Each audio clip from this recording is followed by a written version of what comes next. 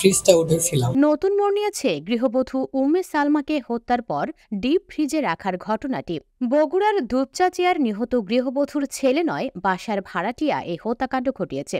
দুপুরে এক সংবাদ সম্মেলনে এই তথ্য জানিয়েছে দুপচাচিয়া থানা পুলিশ।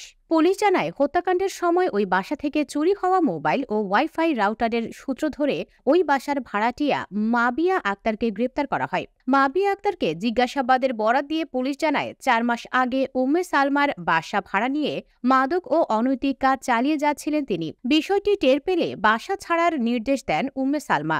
ভাড়ার পাওনা টাকাসহ বিভিন্ন ইস্যুতে ক্ষুব্ধ হন মাবিয়া। এর জেরে দুই সহযোগী মুসলিম ও সুমন চন্দ্র সরকারকে নিয়ে হত্যার পর মরদেহ ফ্রিজে রেখে বেরিয়ে যান তারা।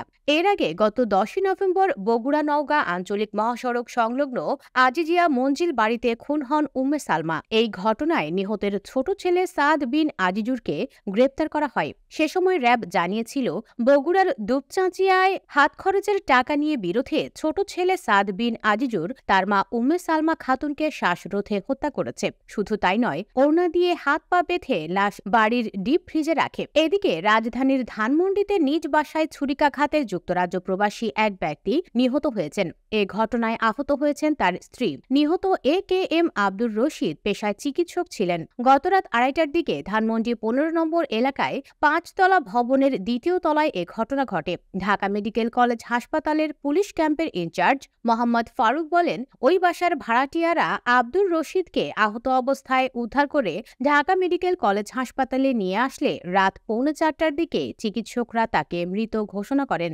প্রতিবেশীরা জানান, হামলাকারীরা ডাকাতি করতে ওই বাসায় ঢুকেছিল বলে ধারণা করা হচ্ছে।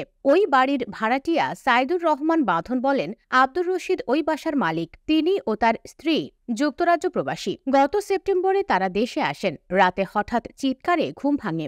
পরে তাদের রুমে গিয়ে দেখি আব্দুর রশিদ রক্তাক্ত অবস্থায় পড়ে আছেন এবং তার স্ত্রী মাথায় পানি ঢালছেন। তাকে তাৎক্ষণিক স্থানীয় একটি হাসপাতালে নেওয়া হয়। সেখান থেকে ঢাকা মেডিকেলে নিয়ে গেলে মারা যান তিনি।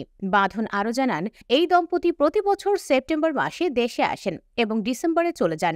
আব্দুর রশিদের মরদেহ ময়না তদন্তের জন্য মর্গে রাখা হয়েছে। হাজারীবাগ থানার ভারপ্রাপ্ত কর্মকর্তা মোহাম্মদ সাইফুল ইসলাম দ্য ডেইলি স্টারকে বলেন, আমরা জানতে পেরেছি আব্দুর রশিদ বারান্দার দরজা খুলে নামাজ পড়ছিলেন। এ সময় ২ থেকে ৩ জন চুরির উদ্দেশ্যে ওই বাসায় ঢুকে পড়ে।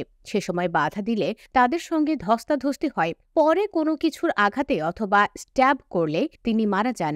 আমরা বিষয়টি তদন্ত করছি, আশেপাশের সিসিটিভি ফুটেজ সংগ্রহ করছি, আসামিদের ধরতে অভিযান অব্যাহত রয়েছে, যোগ করেন তিনি।